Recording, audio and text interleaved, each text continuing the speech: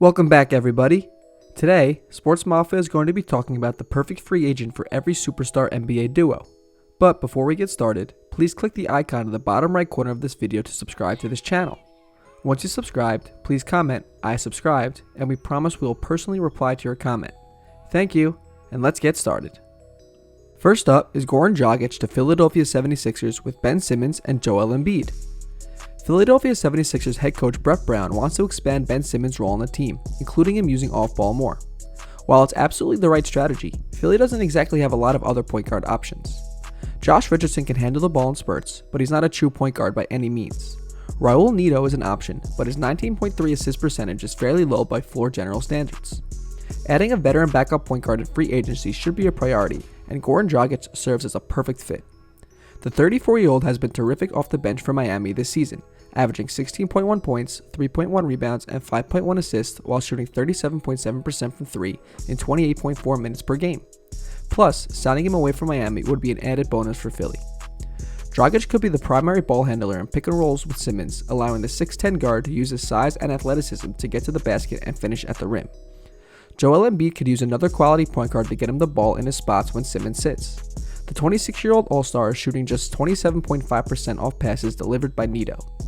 In a locker room that could use more veterans, Dragic would solve the backup point guard problem while helping unlock Simmons' complete offensive game.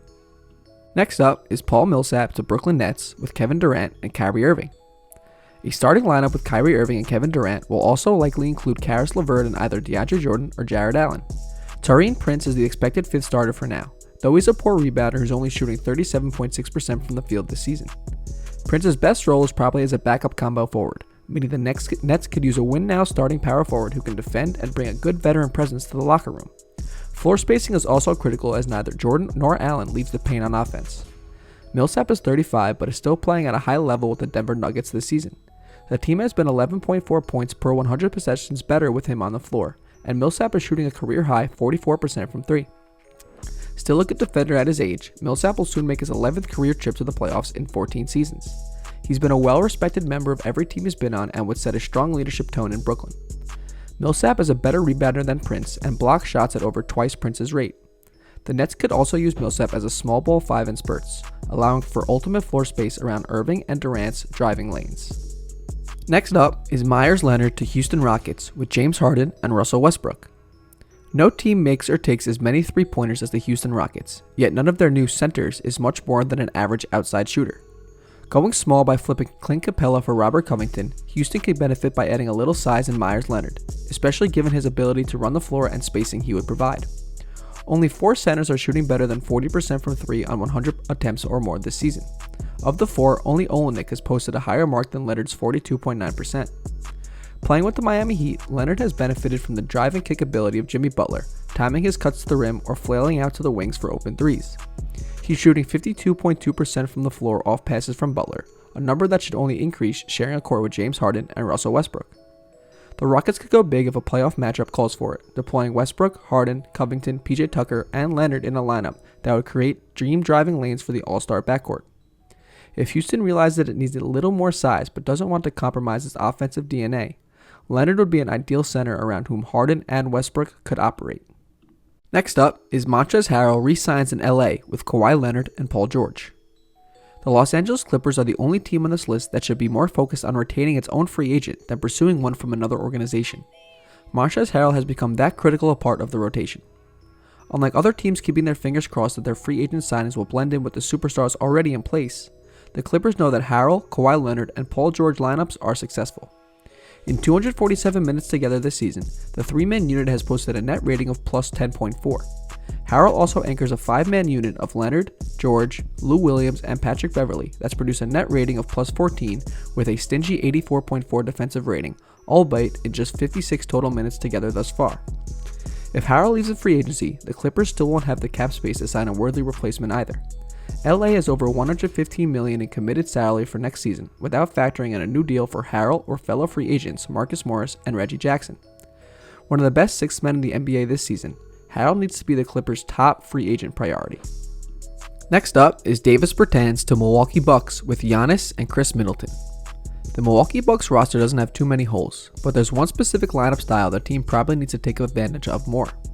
While Giannis is the NBA's best power forward, he has the size of most centers today with the athleticism of a wing. Using him at center in spurts with shooters all around him has been a recipe for success this season, especially with Brook Lopez struggling from the outside.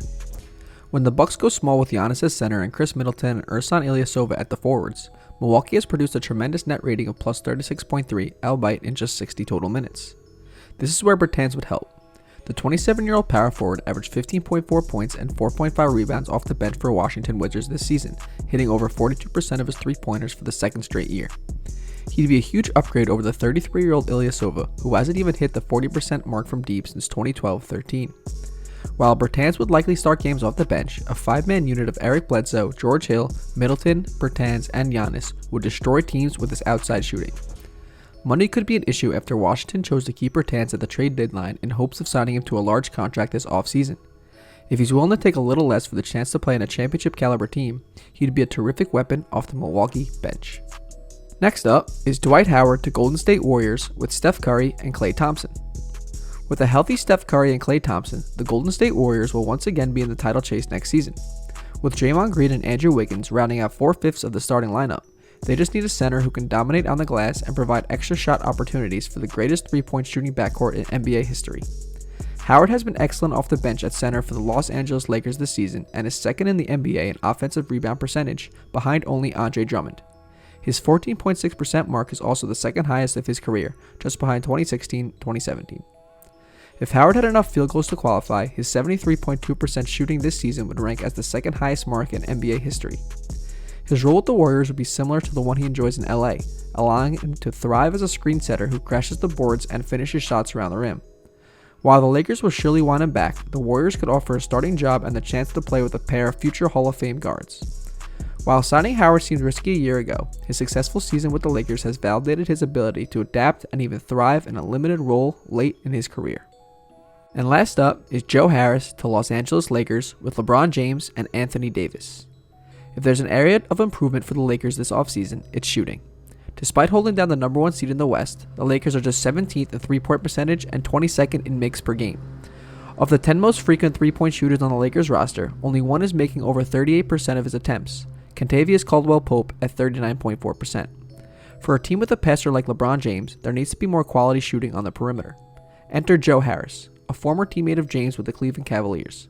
The 28-year-old swingman led the NBA in three-point shooting last season and is averaging 13.9 points, 4.3 rebounds, and 2.1 assists while knocking down 41.2% of his threes this year. The Brooklyn Nets are quickly laying claim to one of the most expensive rosters in the NBA. They already have over $141 million in committed salary next season without factoring in a new contract for Harris. As such, they may be forced to let him walk. Harris would be a great fit between James at point guard and Anthony Davis at power forward, moving off the ball and keeping the floor spaced for both superstars. That's it for today's Sports Mafia video. Thank you for watching. If you like this video and want to see more Sports Mafia content, click the circle subscribe button so you never miss a single video. Hope you enjoyed.